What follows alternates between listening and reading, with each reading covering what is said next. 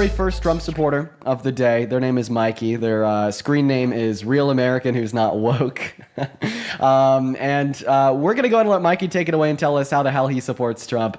That's it from me. My yap is over. Take it away, Mikey. You have my full attention. Why do you support Trump as president? Because he's implementing the law that was put in effect in 1965 that stated that nobody shall come across the border illegally, and he's deporting the people that are coming across illegally. Okay, so he's just upholding the law? Yeah, he's upholding the law when Biden didn't do that. Okay. Biden allowed over 6 million illegal immigrants to come into this country. Okay, we'll talk about Biden after this. It's just funny because if you want to talk about Donald Trump upholding or breaking the law in reference to undocumented immigrants, day one, he signed an illegal executive order into effect, executive order number 14160, that explicitly breaks the law, contradicts the Constitution as it relates to undocumented immigrants. Yeah, so what about the Nationality Immigration Act that was put into effect in 1965? Well, I mean, I'm not so sure of what act you're referring to. I mean, are you more so just telling me that undocumented entry is illegal?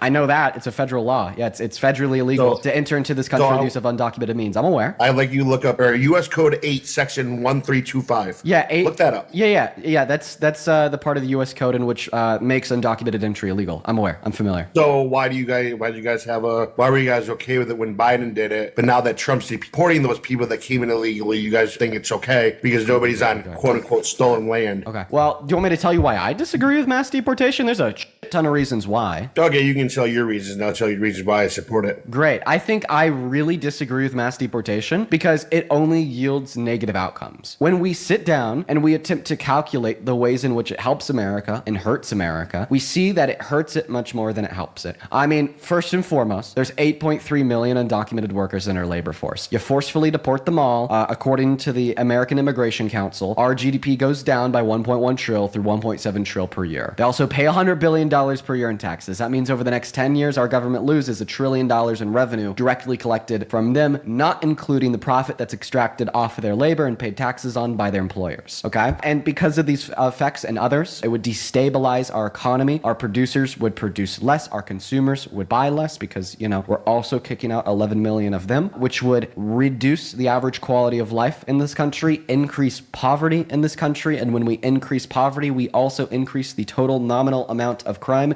And these are all very negative outcomes that place this country last. And that, sir, is why I disagree with mass deportation. I agree that undocumented immigration is something that we shouldn't have. I think that there's legitimate solutions to the problem, like making legal means of entry into this country more attainable. But I disagree with attempting to quote unquote fix the issue by implementing a fascist regime to scare away more undocumented entry and then to rip families apart that are already in this country, that contribute to this country, and hurting our country. It's actually really funny you say that because there was a meat plant in Nebraska had a plant that got deported of over 100,000 illegal immigrants. And then within 2 hours of that, the people in Nebraska lined up to get jobs. So how is that destroying our country when those people that are working there illegally took the jobs from other people? Okay. So your first point, you try to hint at the idea that if we were to deport all 8.3 million of the undocumented workers, those positions would be immediately filled by America. I think that is completely and totally unrealistic. There's already 8 million open job opportunities that Americans aren't filling, so why would they fill the 8.3 million created by mass deportation? They wouldn't. But even if they did, we would still have a less overall productive economy because although we could replace the employees, we can't replace the consumers. There will be a total loss in demand, and that is a fact. And when we have less demanders demanding, we have less producers producing, regardless if we have those employees or not. That's completely false because I live in upstate New York where you want to talk about consumer and products and all that. I live in upstate New York where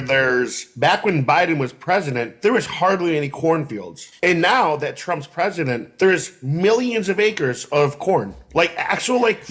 Millions of acres of corn don't get grown in 200 days. What are you talking about? That's not the point that I'm making. That is the point that you made. You said that this wasn't true under Biden. It is true under Trump. He's only been president for 200 days. There's no way that millions of acres acres of cornfields can get prepared for new crop growth and then experience crop growth in like 200 days. Why are you? What you? So you're telling me that the pictures that I have on my phone and all the driving that I do for my job, and I see all the cornfields literally full of corn, is completely false. No, you probably just saw the new corn grow in after Which an under off-season. Trump's administration is better now than it was under the Biden administration. Okay, what you're looking at is probably one farmer or a collection of farmers that have seen good growth in their consumption in the last handful of years under the Biden administration, and they've been continually expanding under the Biden administration and now under the Trump administration. And for whatever reason, because you are a partisan hack, you just want to basically co-sign this to Trump. It's hilarious, laughable, but this is not responding to my point. Let's reel it back in. Okay, you told me that you think Americans will fill the job opportunities that are created by mass deportation. I explained how that was unrealistic, but even if it happened, our economy would still be, even if it happened, our economy would still be less off because we cannot replace the demanders on the demand side of the economy that we'd lose. Actually, it kind of would though, because if you, let me ask you, I want to ask you a serious question though, Dean, right? After if you were to respond go to the last point, because you're wrong. You can't just replace demanders. If you were Think going about to it. Canada. Okay, I'll let you talk, but then I want to go back to that point. If you were going to Canada, right, illegally, what would happen? If I mean, I don't know their laws. You're going to tell me I'd be deported? If you went to Canada illegally, you'd be arrested by crossing the border without border control. And I don't what understand. Do you mean? So you think it's okay for illegal immigrants to do it? Well, I mean, if you were listening to me at all, you would have heard me said that I actually think that we should reduce undocumented entry by getting rid of its incentive, just because I don't support one of the worst policies in modern American history of mass deportation, because it fucking destroys this country. And 9 out of 10 people who support it ultimately support it because of misinformation, ignorance, or racism. Just because that's true, that's something that I don't disagree with. That's one of the main 3 reasons, sure. Just what racism is it? Yeah, a lot of individuals think that undocumented immigrants are like poisoning the blood of the country, as Donald Trump has said, and that they're like so disposed to like violent crime because of the cartels in Mexico. Then they basically associate that with their first language or the color of their skin. And then this is just like promoted via the rhetoric of the right, via the rhetoric of the GOP. Yeah, so Donald Trump went on like long spiels prior to the election and after the election about how like undocumented immigrants are so violent. They're all gang members. Like they're all very terrible, terrible, terrible people, even though they're 2.5 times less likely to commit violent crimes than natural US born citizens. They account for 1% of total violent crimes. Meanwhile, American men account for 90. Like, I mean, like these are like motivations that we could see true of mainstream GOP media and true of the thought processes of plenty of Trump supporters. And this is why I ultimately think that a support for mass deportation reduces down to either one of 3 or all of 3 qualities,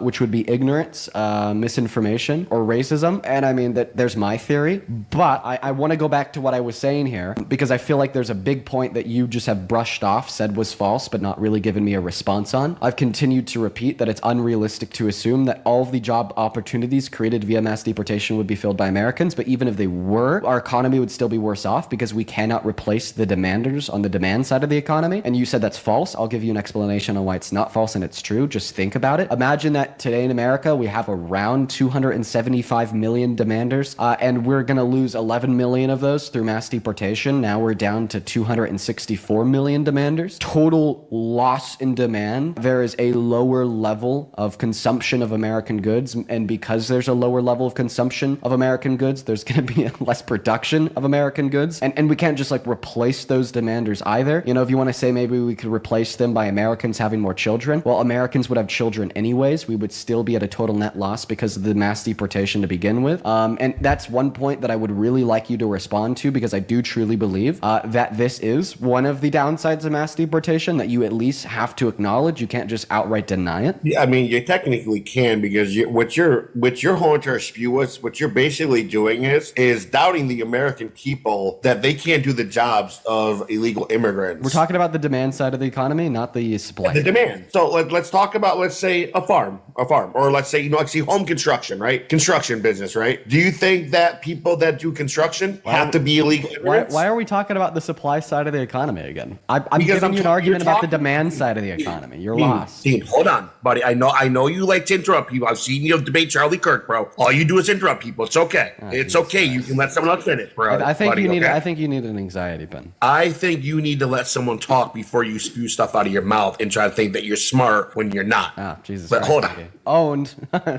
Truth nuke. Great job, Mike. So the people that, let's say, work in consumer stuff, right? So like farms, buildings and stuff to like get the supplies and stuff, right? Do you think that Americans can do it? Can Americans work construction jobs? Yeah, Mikey. Americans can work construction jobs. And So how then why exactly? is- Oh wait, you just went on me about interrupting. Be quiet. So yeah, Do Mikey. you know what, Dean? Americans Have a good day, and I really can. hope Charles don't Yeah, cook your yeah, ass again, bro. yeah, Mikey. Americans Have a good day, can. bro. Oh, you're gonna You're leave and horrible. run away? Come on. I thought that you're supposed to be like a victor of truth. Listen. Be typical Democrat, bro. Listen. You don't let them talk. Listen. They You're think running you're away. smarter than them. I'll mute my mic when you're not you're talking. Like 21 years old, bro. Right now, So you're they- proving that Trump supporters can't handle the heat. If you run, that's what you're proving. It's not even the fact that I want to handle the heat. It's like you're every typical Democrat. You want to interrupt people to sound smart. When 90% of the time you have no idea what you're talking about and you get paid by the DNC. You and Parker do. Okay. If I promise to not interrupt you again, will you agree to have a continued conversation with me? Will you agree that you work for the DNC then? No, that's a conspircy theory. I'm not paid by the DNC. It's actually not, because I've actually been in your live before. I'm surprised you know who I am. I don't know who you are. I'm not paid by the DNC. It's actually really funny because the last time I was in your live, I pulled up the DNC thing where it showed that you and Parker worked for it, and it's live restricted because people don't want to hear truth, so you guys are going to try to get me restricted. Bam! You got banned. Yo.